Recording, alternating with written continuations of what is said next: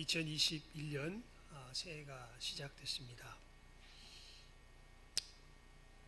우리 2020년 한 해를 주님 앞에 나라의 임하옵시며라는 표대를 우리가 바라보며 전진하여 나와왔지요. 여러분, 나라의 임하옵시며, 그게 한마디로 말하면 복잡하게 생각할 거 없이요, 우리 2020년, 지금도 걸려 있긴 합니다만, 혹시 카메라가 저걸 보여줄 수 있을까요? 예, 저거.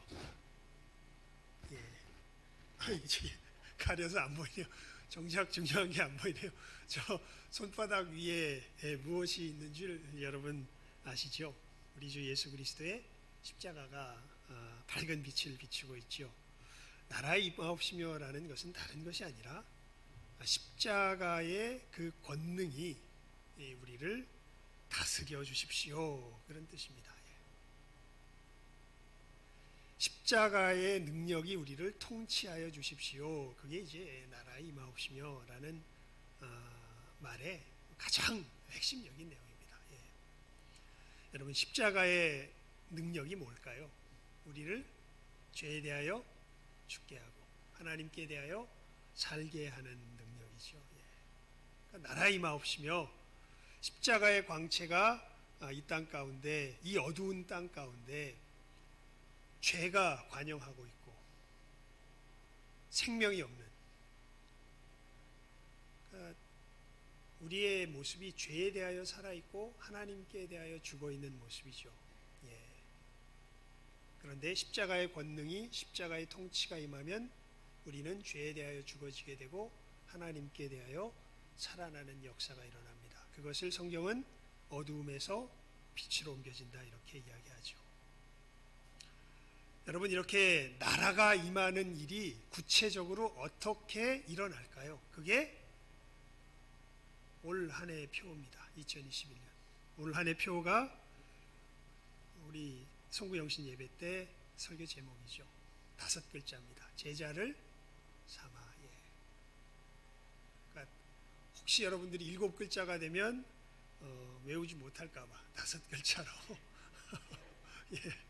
가서 제사, 가서도 뺐어요. 그냥 일단 핵심이 그거기 때문에. 어떻게 이 십자가의 통치가 우리들 가운데 임하게 될까요? 어떻게 해요? 제자를 삼음으로. 그래서 예수님께서 그러셨잖아요.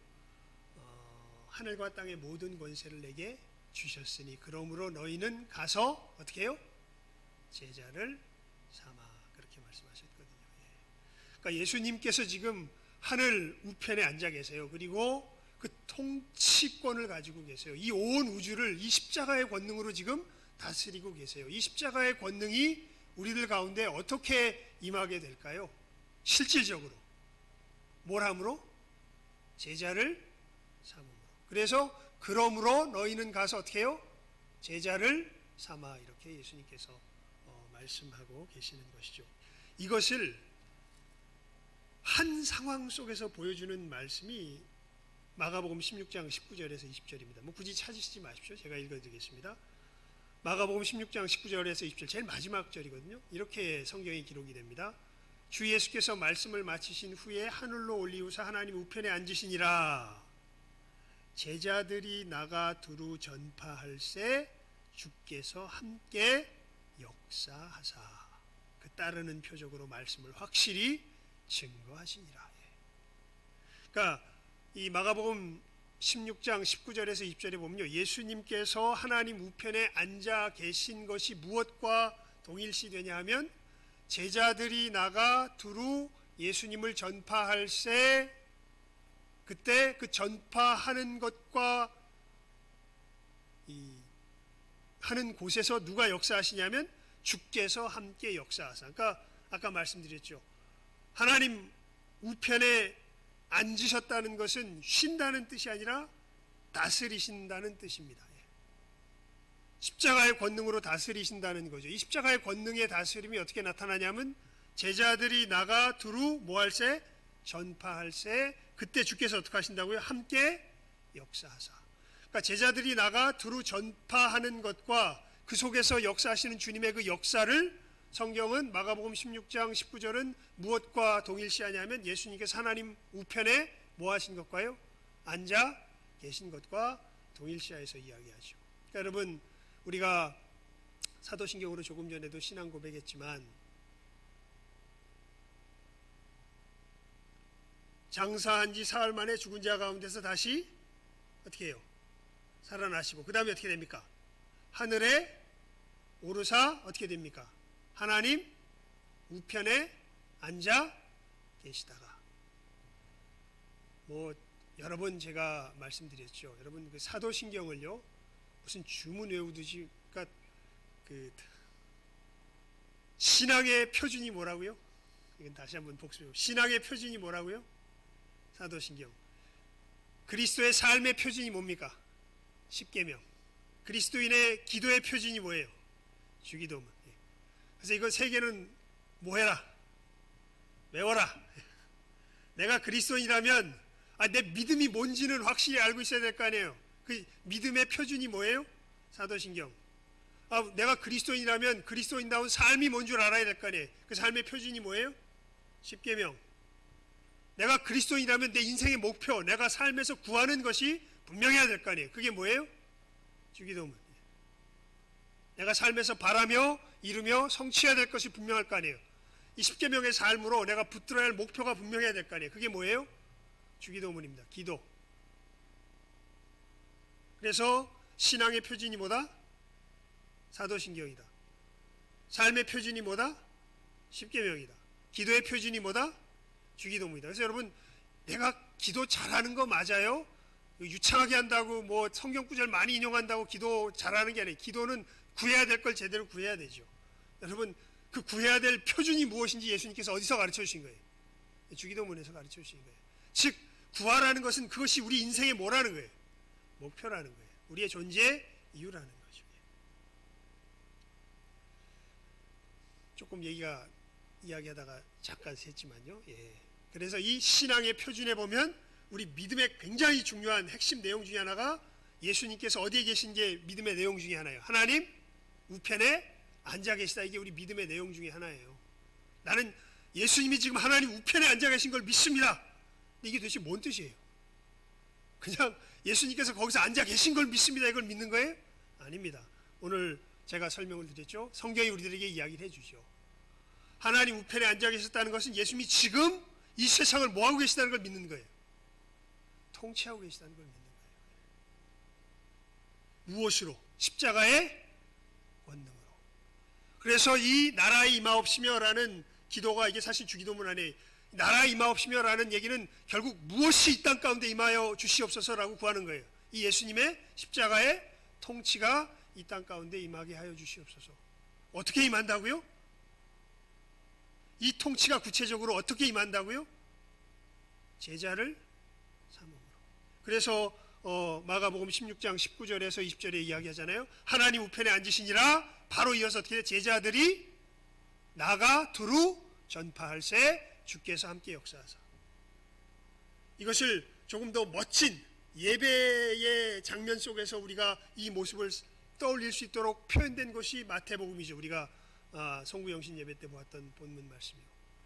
하늘과 땅의 모든 권세를 내게 주셨으니 그러므로 너희는 가서 모든 족속으로 제자를 삼아 아버지와 아들과 성령의 이름으로 세례를 주고 내가 너희에게 분부한 모든 것을 가르쳐 지키게 하라. 보라 내가 세상 끝날까지 너희와 항상 함께 있으리라 하시니라.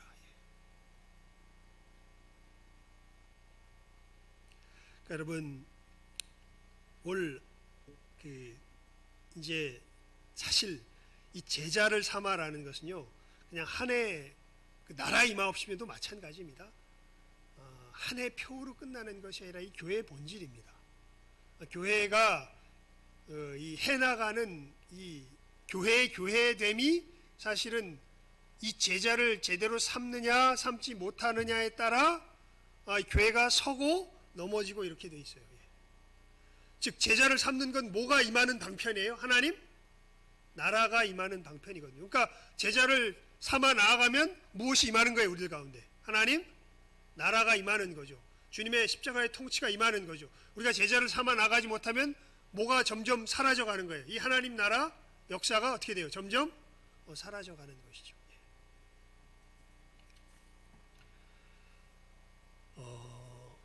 그래서 우리가 그럼 이 제자 삼는다는 게 도대체 어떠한 것인지, 이것이 우리들 속에서 어떻게 구체적으로 일어나게 되는 것인지, 이것을 잘 깨달아 알아야 됩니다. 물론 마태복음에도 잘 표현되어 있지만 더 핵심적으로, 더 간략하게, 하지만 핵심을 어떻게 우리가 그럼 구체적으로 제자를 삼아가는지에 대해서, 그것을 정말 그 구체적인 모습 속에서 더 자세하게 이야기한 말씀이 뭘까요? 오늘 우리가 읽은 본문 말씀입니다. 우리 다시 한번 읽어볼까요? 골로새서 1장 28절입니다. 골로새서 1장 28절 말씀 시작 한번 읽습니다. 시작. 우리가 그를 전파하여 각 사람을 권하고 모든 지혜로 각 사람을 가르침은 각 사람을 그리스도 안에서 완전한 자로 세우려 함이니. 어떻게 제자 삼는가? 사도 바울이 그것의 요체를 이 28절 말씀에서 사실은 진짜 기가 막히게 우리들에게 요약하여 설명하여 주고 있습니다. 먼저 이 처음에 이야기할 부분은 사실은 마태복음 28장 18절에서 20절에도 나온 말씀이고요. 또 마가복음 16장 19절 20절에도 나온 말씀이에요. 그게 뭐냐 하면 먼저 이 제자 삼는 역사가 일어나려면 누가 전파돼야 돼요? 예수께서 전파돼야 돼요. 선포돼야 돼요. 여러분 이제 예수님께서 십자가에서 이루신 그 십자가의 역사가 마치 왕의 칙령을 공포하고 선포하듯이 이 세상 사람들에게 이 예수님께서 십자가에서 이루신 일이 어떻게 돼야 돼요? 먼저 선포돼야 돼요. 그래서 이 사도 바울이 이야기 28절은 우리가 누구를 전파하여? 그를 전파하여. 카탄겔로, 그러니까 안겔로스. 안겔로스는 말이 사자라는 거죠. 소식을 전하는 사람들 사자라 그러죠. 그러니까 여러분, 복음은요 설득하는 거 아닙니다. 물론 어디까지는 우리가 분명히 보여줘야 되냐면 복음이 왜 필요한지까지는 보여줘야 돼요. 즉 우리가 하나님 앞에서 얼마나 잃어버려진 자인지, 우리가 하나님 앞에 어떻게 큰 죄인인지, 어떻게 우리가 하나님의 진노를 당해 마땅한 자인지는 사실은 사람들에게 보여줄 필요가 있습니다. 그리고 그 진노 가운데서 우리가 어떻게 건짐을 입는지가 그게 뭐예요? 그게 복음이에요, 사실은. 근데 그 일을 누가 이루신 거예요? 예수 그리스도께서 이루신 거예요. 이것은요, 어떻게 우리가 하나님 앞에 죄인인지가 분명하게 드러나고, 이것이 사람들에게 예수님께서 어떻게 우리를 이 진노 가운데서 건지셨는지를, 십자가에서 어떤 일을 이루셨는지를 우리가 분명하게 선포하게 될 때, 이 28절에 보면 우리가 그를 전파하여 각 사람을 첫 번째로 뭐 한다 그래요? 권하고 돼 있죠. 권한다는 것은요 뭐냐면 경고한다는 뜻입니다. 누세테오라는 이 헬라 말인데요, 경고한다는 말이에요. 주된 의미가. 그러니까 예수님을 증거하는데 처음에 뭐해요? 경고해요. 왜 경고하냐면 아까도 말씀드렸죠. 여러분, 복음이 증거될 때는요, 복음의 결국 구체적인 내용이 뭐냐면 우리가 지금 하나님의 진노 가운데 처해 있다는 사실을 알게 하는 거예요. 복음의 첫 번째 단추는요. 많은 사람들이 자기가 어떤 처지에 있는 줄 알지 못해요. 그 세상 사람들이 예수님께 안 나오는 가장 큰 이유가 뭐냐면 자기가 하나님의 진노 가운데 있다는 걸 못 느껴서 그래요. 알질 못해요. 웃기는 소리 하고 있네. 내가 무슨 진노 가운데, 그냥 잘 살고 있는데. 여러분 잘 살고 있습니까?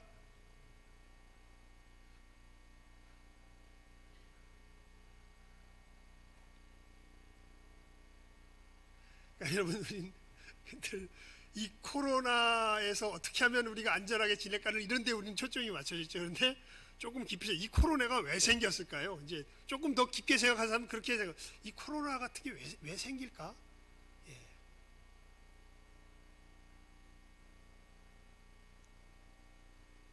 그래서 세계에서 똑똑한 사람들이 이제 모여가지고 야, 이거 지구가 너무 따뜻해지고 있다. 우리가 살아가는 환경이 이게 점점 멸망을 향해 지금 달려나가고 있다. 큰일 났다 이거. 왜 우리가 살아가는 환경이 점점 멸망을 향해 달려갈까요? 에이 몰라, 그딴 거 지금 신경 쓸 틈이 없어. 지금 우리 집세가 지금 올라가고 지금 세금이 올라가고 뭐 코카콜라 값이 올라간다 그러고 이런 게 이런 것들인데 뭐 그딴 건 저기 똑똑한 사람이 생각하나 그러고 어떻게든 되겠지 뭐. 어떻게든 될까요? 누가 어떻게든 된다 그러나요? 아니 어제도 그대로 있었잖아. 그러니까 오늘도 그대로 있을 거야. 어제가 그대로 있었다고 오늘 그대로 있을 거라고 누가 말하나요? 사실 여러분, 우리가 이 코로나 사태로 인해서 제일 크게 변한 부분들이 그거죠. 이제는 우리가 사는 세상이 언제 살던 세상이 안 될 거라는 생각이 들어요. 어제 살던 세상이 안 될 거라는 생각이 들잖아요. 근데 어떻게 우리가 살아가는 이 삶이 내가 생각한 대로 그대로 진행될 거라고 확신할 수 있겠어요? 왜 이런 일들이 벌어질까요? 세상이 진보했을까요? 뭔가 우리가 편의를 누리는 점에 있어서는 진보했는지 모르겠는데요. 우리의 안전을 생각한다면 글쎄요. 건강이나 편의를 생각할 때는 안전해진 것 같은데 전체적인 상황을 생각하면요, 훨씬 더 불안합니다. 아예 지구 자체가 멸망할 거라는 생각을 우리는 지금 가지고 있어요.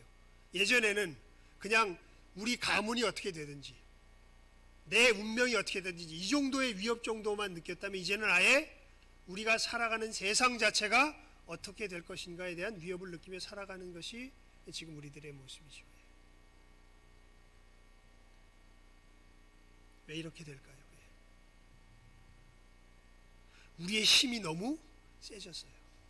예전에는 우리는 자연에 위압당하는 채로 살아갔거든요.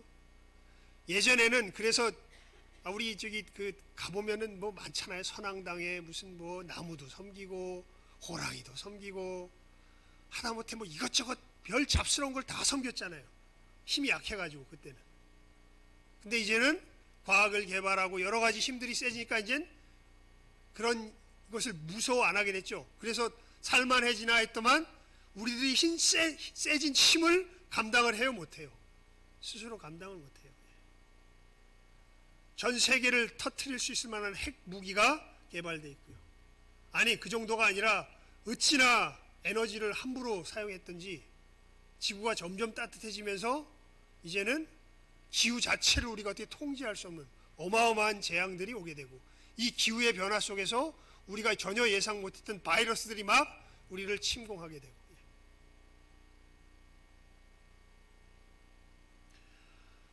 여러분, 우리가 살던 세상이 그대로 지속될까요?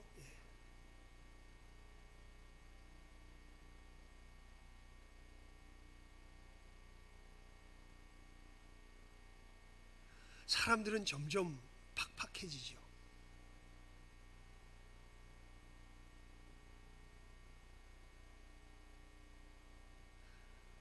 우리 부동산 하시는 집사님이 그러셔요.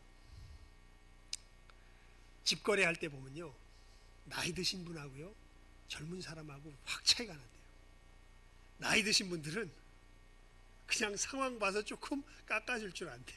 뭔가 유도리가 있대. 사정을 봐줄 줄도 알고, 뭐 그래? 그럼 그렇게 합시다. 에이 뭐 그럼 뭐 됐어요. 젊은 사람들은요 사소한 것 하나도 그대로 넘어가지 못합니다. 모든 걸 계약 속에서 이것이 맞네 틀리네 이것을 따지고요.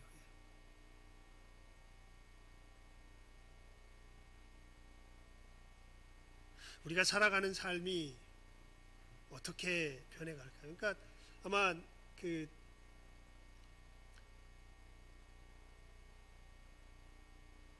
물론 뭐 그것 자체를 옹호하는 건 아니지만 옛날에는요, 어떻게 보면은 이 윗사람의 항거할 수 없는 폭력 같은 것이 있었죠. 그런데요, 반면에 윗사람의 더할 나위 없이 돌보아주는 어떤 따뜻함도 동시에 있었습니다. 근데 지금은요, 그것 자체를 제거해가는 가운데 무엇이 점점 사라져 갈까요? 사람들 관계 속에서 따뜻함이 점점 사라져가는 것을 볼 수 있습니다. 무엇이 낫고 무엇이 틀릴까? 이건 모르겠어요. 분명히 어떤 한 부분은 좋아지고 있고 어떤 한 부분은 이루어져 가고 있는 건 분명한데, 근데 뭔가 인간적인 따뜻함과 이런 정서들은 점점 각박해지고 사라져가는 것들을 느낀다는 건 도무지 뭐 이렇게 제가 이렇게 지내온 삶의 걸음을 보면 부인할 수가 없어요. 한마디로 말하면 사는 모양은 옛날이 조금 궁색해 보였지만 사는 느낌은 훨씬 더 따뜻해 보였어요. 근데 지금은 사는 모양은 굉장히 화려해 보이는데 사는 느낌은 굉장히 팍팍해 보여요.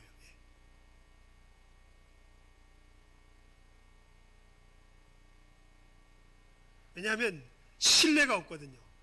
늘 상대방은 뭔가 내게서 빼앗아 가려는 인간들이기 때문에 위아래도 없습니다. 그냥 옛날에는 설령 뺏기더라도 그냥 위를 믿었어요. 뺏기더라도 믿었어요. 그래서 좋은 윗사람을 만나면 정말 좋았어요. 왜냐하면 진짜 잘해주거든요. 그리고 여러분, 우리가 살아보면 압니다.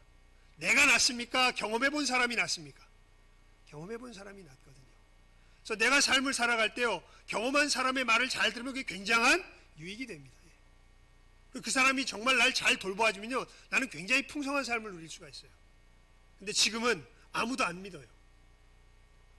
지가 제일 똑똑해요. 한마디로 말하면 위애가 없습니다. 자기가 위에요. 그래서 좋아지는 부분도 있는데요, 어마어마하게 강팍해지고 팍팍해지는 부분이 사실 굉장히 많이 있습니다. 보게 되면. 하여간 여러분, 우리가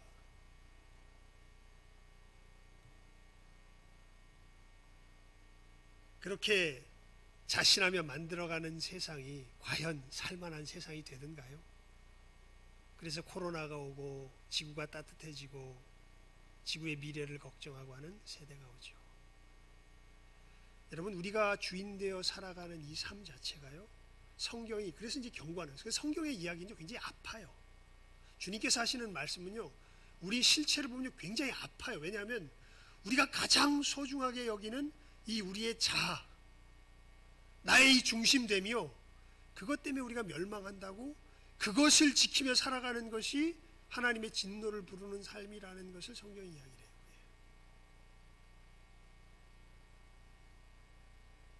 그래서 경고하는 거죠. 그를 전파하여 각 사람을 경고하고, 네가 그렇게 자신하며 살아가는 삶이 사실은 하나님의 진노를 부르는 삶이다. 그리고 더더욱 가슴 아픈 건, 여기 오면 이제 여기서 이제 양심이 정말 하나님의 성령의 역사하신 가운데 살아있는 사람과 그렇지 않은 사람이 여기서 사이가 난대요. 내가 어떻게 보이지 않는 하나님은 잘 안 보이니까 모르는데 보이는 내 이웃들을 어떻게 내가 해를 끼치는지를 보게 돼요. 내 최선 속에서. 여기서 정말 네가 이렇게 사람들을 괴롭히며 살았다라는 것을 정말 자기 속에서 깨달아 알게 되는 사람들. 그리고 내가 사람들을 괴롭힐 수밖에 없는 이유가 내가 중심된 이 삶 속에서 그렇게 펼쳐진다는, 내가 하나님을 거역하기 때문에 이런 일들이 자연스럽게 결과로 따라 나온다는 걸 깨달아 아는 사람. 이렇게 돼서 내가 하나님의 진노 가운데 멸망당해야 할 존재라는 것을 아는 사람들. 이것이 교회 내에서 전파되어져야 되고 가르쳐져야 돼요. 이 경고가 일어나야 돼요. 그래서 여기서 우리를 건지시기 위해서 내가 중심이 아니라 하나님이 중심이 되시고, 나를 위해서 살아가는 것이 아니라 이웃들을 위해서 살아가는 우리 존재라는 것이 회복되는 역사가, 이게 구원인데, 이 역사가 어디서 일어났다는 거예요? 예수 그리스도의 십자가에서 일어났다는 거예요. 이게 경고되어지고 전파되어지는 것이 첫 번째예요. 그리고 이렇게 예수 그리스도 안에서 회복된 삶이 무엇인지를 이제 각 지혜로 가르쳐지는 것이 두 번째죠. 이게 그리스도인의 삶으로 살아가는 모습이죠, 사실은. 그래서 우리가 그를 전파하여 각 사람을 경고하고 권하고 모든 지혜로 각 사람을 뭐하면 가르치면.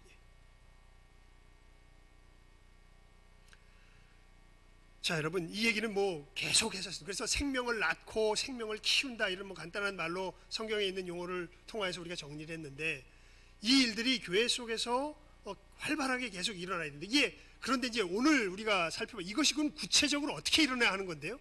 어떻게 일어나느냐 하는 것인데, 이것이 구체적으로 어떻게 일어날까요? 그것은 오늘 우리가 성경 속에서, 이게 정말 우리 한글 성경에 이건 정말 기가 막힌 의역이에요. 사실 각 사람을 권하고 가요.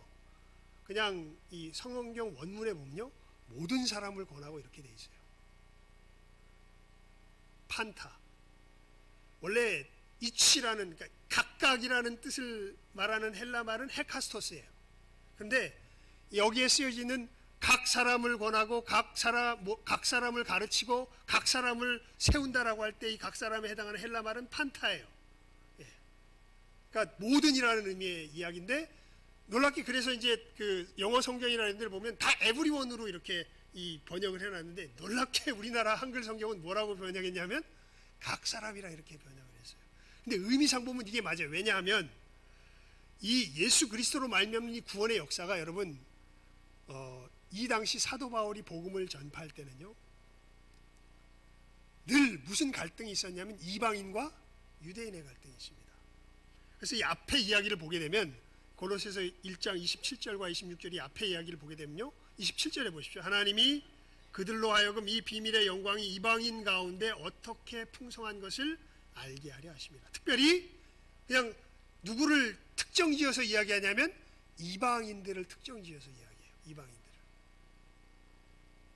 그러면서 우리가 그를 전파하여 모든 사람을 권하고, 즉 누구만 떼어서 권하는 게 아니에요.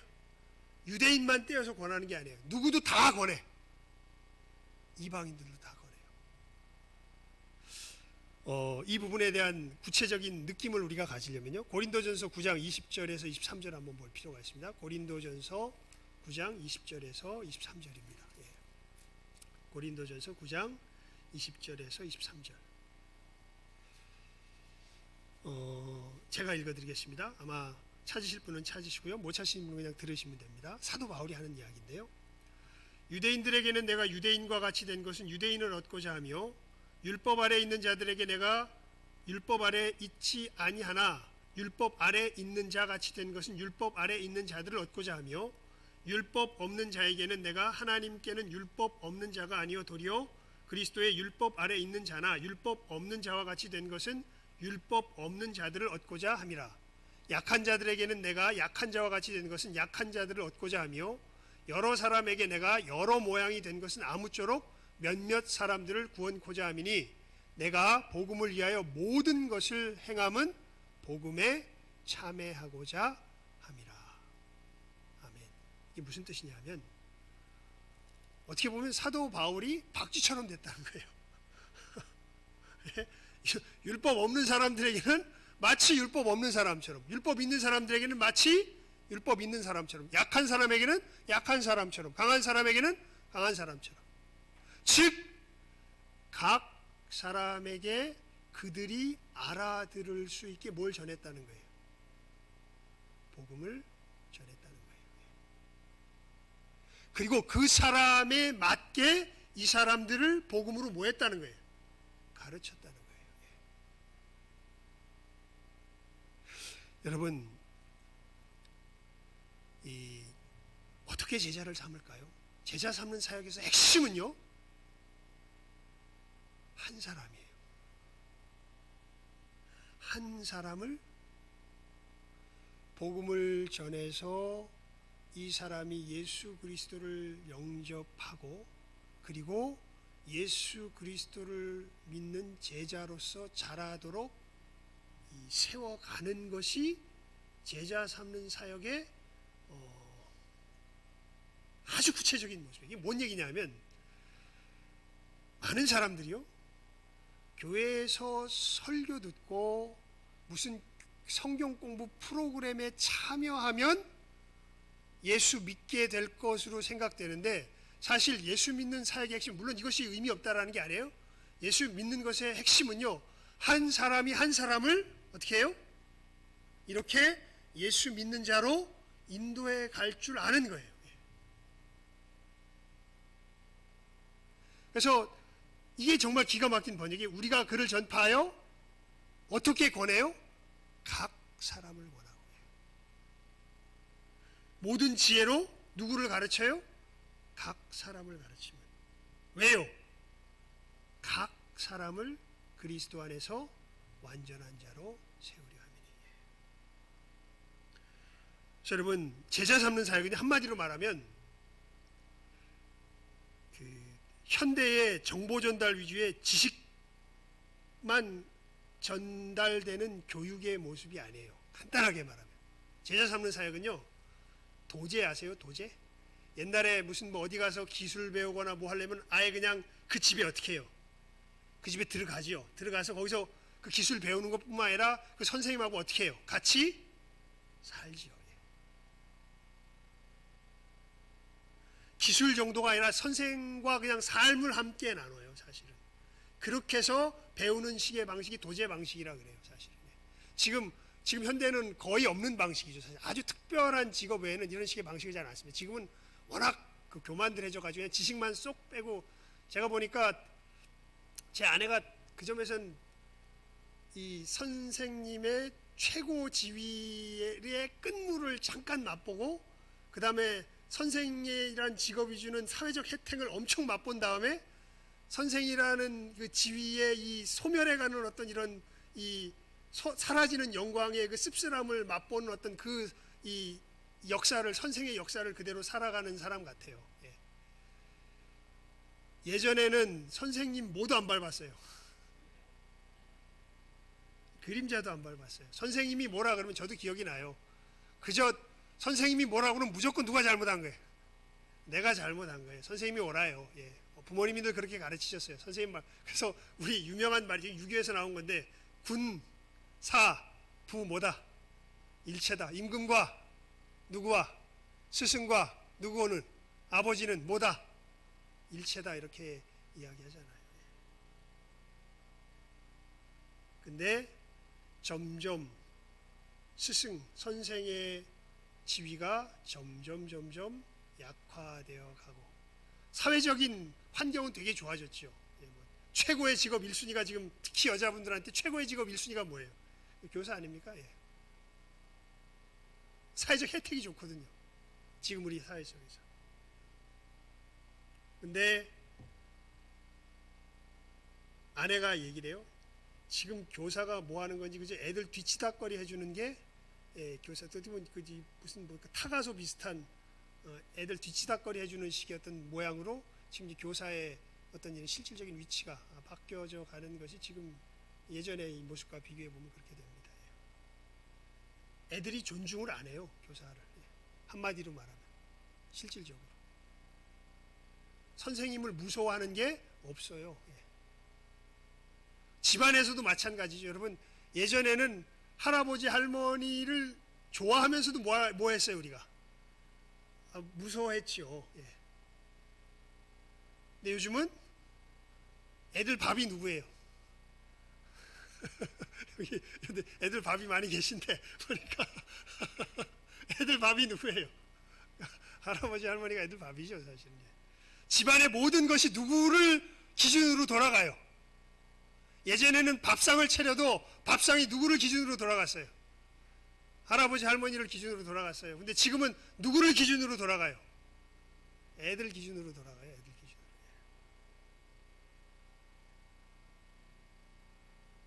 뭔 얘기하다가 여기까지 갔죠? 도제 얘기하다가 여기까지 갔는데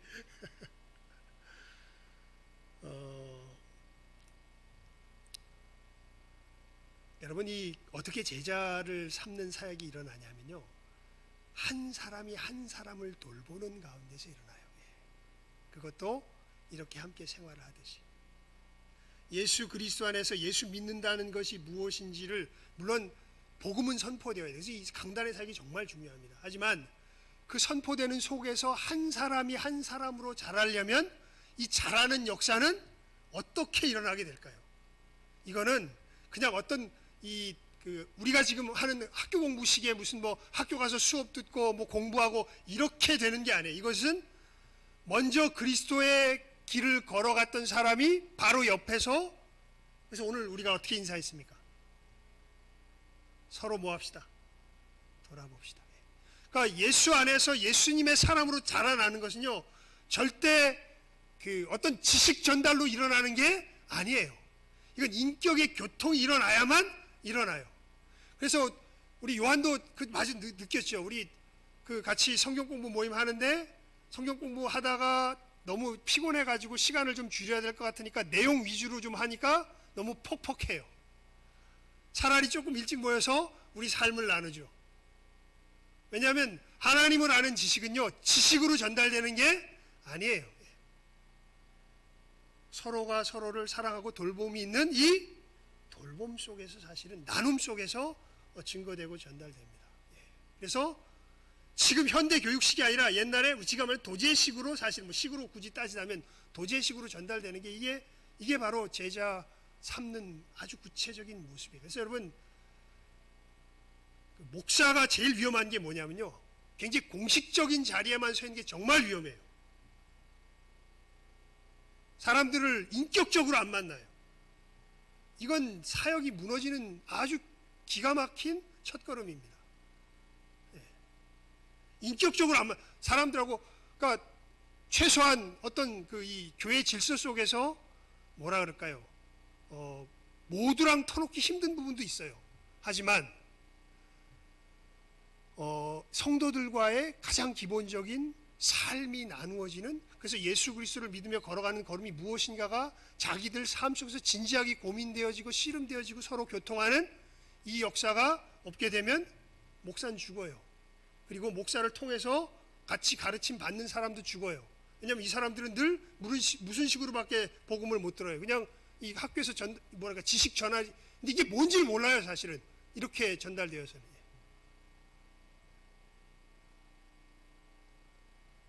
그래서 여러분,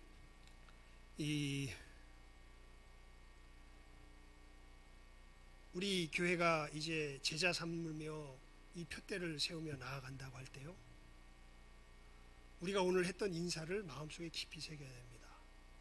정말 내 옆에 있는 사람들이, 그러니까 잘 모르는 사람은요, 늘 이것을 물어봐야 돼요. 그러니까 그러니까 말씀드렸죠. 우리 신앙의 단계는요, 3단계가 있다고. 어린아이가 있고, 청년이 있고, 그 다음에 어른이 있어요. 어린아이는요, 정체성이 쉽게 흔들려요. 무슨 얘기냐면 거듭나지 않은 건 아닌데 어느 순간 되면 자기가 그리스도인인지 아닌지도 계속 왔다 갔다 해요.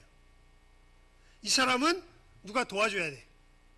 옆에서 최소한 청년 이상 되는 사람이 도와줘야 돼요. 정체성, 아니야, 그렇지 않아, 아니야, 너 그렇게 나가는 거 아니야, 누군가 옆에서 도와주지 않으면 자기 신앙의 길을 못 가는 사람들, 이 사람들 어린아이들이에요. 혼자 못 가요.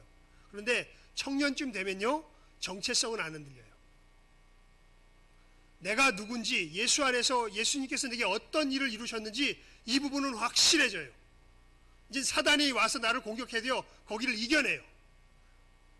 그리고 이제 청년에서 어른으로 가는 그 과정 속에서 나만 이겨낼 뿐 아니라 이 청년의 상태에서 어떤 일까지 할 수 있는 조금 멋진 청년이 있냐면, 다른 사람들이 정체성이 흔들리지 않도록 도와줄 수 있는 그런 청년들이 있어요.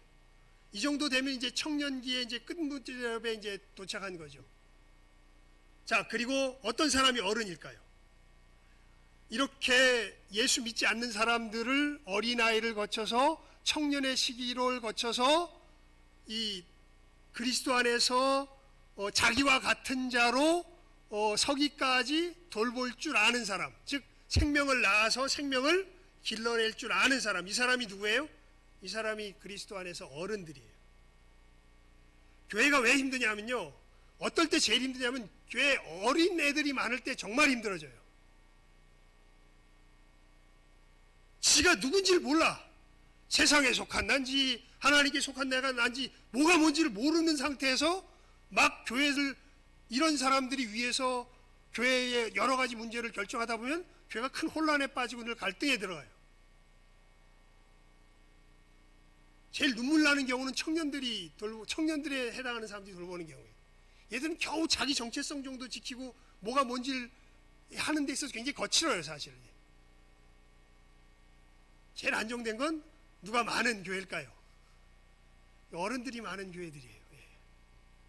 예수 그리스도 안에서 생명을 낳을 줄 알고 생명이 이렇게 자기와 같이, 그러니까 간단하게 말하면요, 생명을 낳아서 길러본 사람들이 누구예요? 이게 어른들이에요.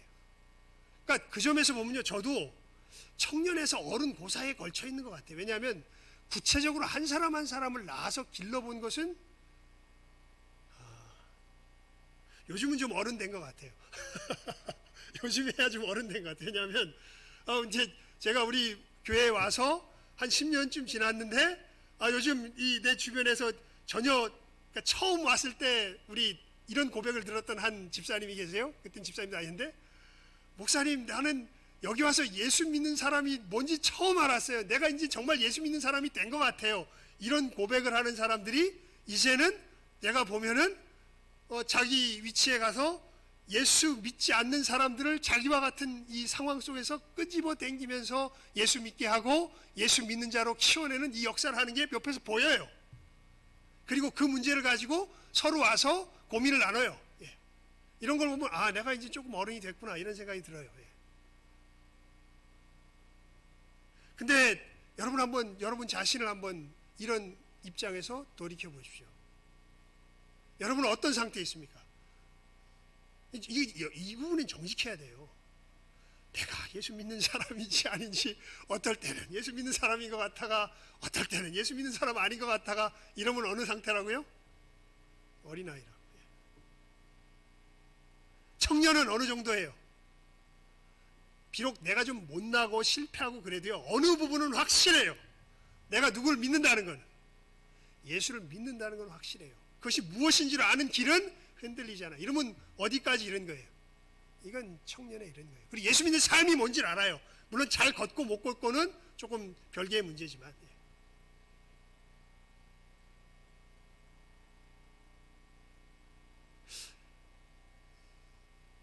그 다음에 이렇게 예수 믿는 자로 예수 밖에 있던 사람들을 인도해서 예수님 안으로 태어나게 하고, 그리고 이 사람들이 커서 자기와 같이,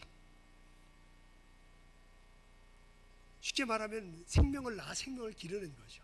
이것을 그냥 우리 교인들이 쓰는 전문 용어로 재생산이라고 부릅니다. 재생산을 할 줄 아는 사람들이 되어서야 비로소 이게 그리스도 안에서 뭐가 된 거예요? 어른이 된 거예요. 어른이.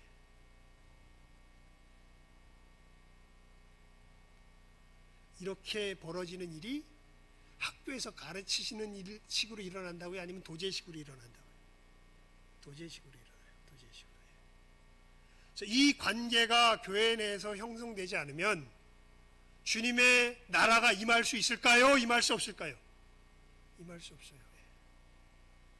그러니까 여러분, 교회에 오면서요, 굉장히 개인적으로 뭔가 인격적으로 서로 하나님을 아는 속에서 부딪히기 싫어하는 사람들이 사실은 이건 굉장히 위험한 상태에 있는 거예요. 그냥 예배만 드리고 간다? 이렇게 해서는 절대 자라날 수가 없어요, 사실은. 이 분명한 인격적 관계 속으로 들어와야 돼요. 예수 믿는 것이 무엇인지, 예수를 믿으며 살아가는 삶이 무엇인지를 고민하며 도움을 받으며 이 속에서 씨름하며 성장하며 자라날 뿐 아니라, 이제 자라난 사람은 내 옆 사람을 바라보며 저 사람이 어떻게 크고 있는가를 살피며 이 사람도 같이 자라날 수 있도록 도우며, 나중에 장성에서는 저 세상에 있는 사람들도 예수님을 증거하고 전파해서 이 생명 가운데로 불러들여서 이 속에서 마치 우리가 결혼해서 애를 낳고 이 아이가 제대로 된 자기의 삶을 꾸려나갈 수 있는, 그래서 또 가정을 이루고 제대로 된 삶을 살 수 있는 이 가족으로서 따로 서기까지 돌보는 것처럼, 그렇게 돌볼 줄 아는 것이 그게 뭐하는 일이에요? 이게 제자 삼는 일이에요. 사도 바울이 그래서 이렇게 얘기하죠. 우리가 그를 전파하여 각 사람을 권하고 각 사람을 가르치면 각 사람을 그리스도 안에서 완전한 자로 세우려 함이니. 이렇게 한 사람 한 사람을 예수 그리스도에서 완전한 자. 그러니까 한마디로 완전한 자라 그러면요, 여러분 우리 이렇게 생각하잖아요. 그냥 거룩하고 무슨 뭐 그냥 거룩 이게 완전한 자라기보다는 성경이 말하는 완전한 자는 그 점에서 보면 신약이 말하는 완전한 자는 굉장히 구체적이에요. 예수 믿는 자를 뭐 할 줄 아는 사람, 생산할 줄 아는 사람이에요. 이 사람들이 제대로 된 신자들이에요. 사실은 이 사람들이 있으면 우리 교회가 어떻게 될까요? 어떻게 될까요? 주님의 나라가 어떻게 될까요? 점점 어떻게 될까요? 왕성해지겠죠. 여러분, 우리가 이 표대를 분명하게 세우며 나아가야 될 줄 압니다. 그러면서 그 점에서 이제 요 권고를 드리고 말씀을 맺겠는데, 우리 자신이 정직할 때 어떤 사람은요, 난 아직 어린애구나. 심지어 어떤 사람은요, 야, 솔직히 나는 예수 믿는 사람이 아니야. 근데 요 얘기하는 사람은 제가 볼 때는 거의 예수 믿는 사람일 경우가 커요. 실제로 이 이야기를 듣고 나는 예수 믿는 사람이 아니야, 이렇게 이야기하면서 교회에 나오는 사람들은요, 그런 사람도 있거든요. 자기는 예수 믿는 사람은 아니래. 그런데 교회는 나와. 근데 보면 참 신기해요. 근데 그 사람들을 보면 거의 제가 볼 때는 이 성령의 역사가 시작됐고 사실은 예수 믿는 사람들이 자기 인식 속에서 아직 혼란이 있는 사람들일 경우가 많아요. 맞단 그런 사람이 그래도 거기서 출발하는 게 좋아요. 자기 양심 속에서 난 아직 예수 믿는 사람이 아니야. 그럼 거기서 출발하시면 돼요. 난 아직 어린애인가 봐. 어떨 땐 예수 믿는 것 같고 어떨 땐 예수 믿는 것 같지 않아. 그럼 거기서 출발하시면 돼요. 난 그래도 청년쯤은 된 것 같아. 아무리 내가 못나고 힘들어도 주님께서 나를 위해서 죽으셨다는 건 내가 부인이 안 돼.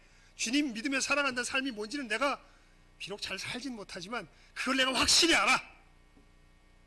그래서 사람들한테 참견했다가 너나 잘해 그러면 아이씨 이러는데, 그러면서 주님 앞에 또 회개하고 뭐 이런 일들이 있어.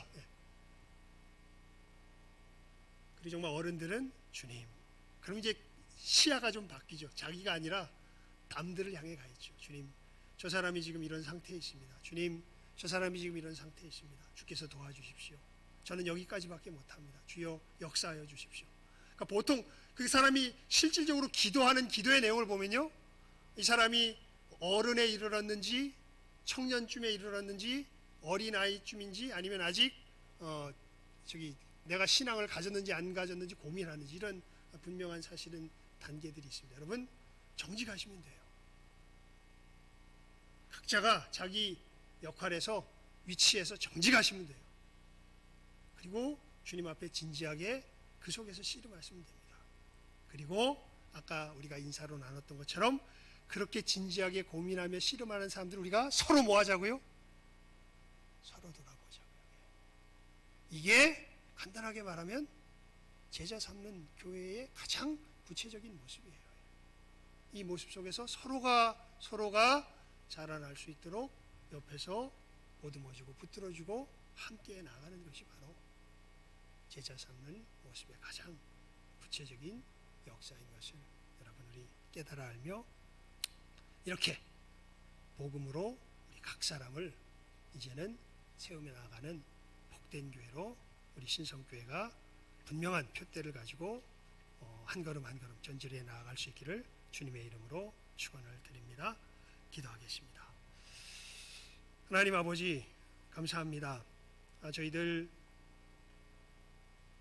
제자 삼는 것이 주님의 나라가 이 땅 가운데 임하는 것임을 알았는데, 이 제자 삼는 것이 다른 것이 아니라 주님께서 나를 살리신 이 복음으로 내 주변에 그 한 사람 한 사람과 진지하게 서로 돌아보는 가운데 씨름하며 나아가는 것이 바로 이 제자 삼는 삶인 것을 저희들 오늘 말씀을 통하여서 교훈을 얻었습니다. 하나님, 우리들의 인격을 부딪히며 우리의 삶을 나누는 이 제자 삼는 참으로 귀한 사역에서 이제는 도망가며 외면하는 저희들 되지 않게 하여 주시옵소서. 그저 예배에 참여하는 것으로, 그저 헌금한 것으로, 내 속에서 어떤 결심을 한 것으로 우리들 참으로 우리의 신앙의 전부를 논하지 않는 지혜로운 자들 되게 하여 주시고, 이제는 진실로 예수께서 이루신 이 삶이 내 안에서 무엇을 의미하는지, 함으로 하나님께서 내 옆에 있게 하신 이 귀한 믿음의 지체들과 함께 서로가 서로를 돌보는 가운데 서로의 삶을 나누며 걸어가는 이 제자 삼는 일의 역사를 우리가 이제는 하나하나 한 걸음 한 걸음 구체적으로 걸으며 나아갈 수 있도록 은혜 위에 은혜를 더하여 주시옵소서. 어떤 이는 아직도 자기의 중생함 자체에 대해서 고민하는 사람들도 있을 것입니다. 어떤 이는 참으로 믿는지 안 믿는지 왔다 갔다 흔들리는 어린아이 같은 자들도 있습니다. 어떤 이들은 분명한 정체성을 가졌지만 아직 낳지는 못하는 청년의 시기에 있는 자들도 있습니다. 어떤 이들은 주님의 크신 역사 속에서 이제는 생명을 낳으며 생명을 돌볼 줄 아는 자들도 있습니다. 하나님, 우리 모두가 하지만 예수의 이름으로 서로 엮여서 서로가 서로를 돌아보며 이 생명 가운데 서로가 참여하도록 참으로 도움을 구하기도 하고 도움을 주기도 하며 서로가 엮여 있는 우리들의 삶인 것을 저희들 다시 한번 분명히 기억하게 하여 주시고, 이 주님께서 엮어주신 이 돌봄의 역사 속에 이제는 적극적으로 참여하며 서로가 서로를 돌아보며 세워나갈 줄 아는 귀한 생명의 역사, 이 제자 삼는 역사가 우리 교회 가운데 풍성하게 일어나게 하여 주시기를 간절히 바라옵고 소원하오며 모든 것 예수님의 이름으로 기도드리옵나이다. 아멘. 우리 찬송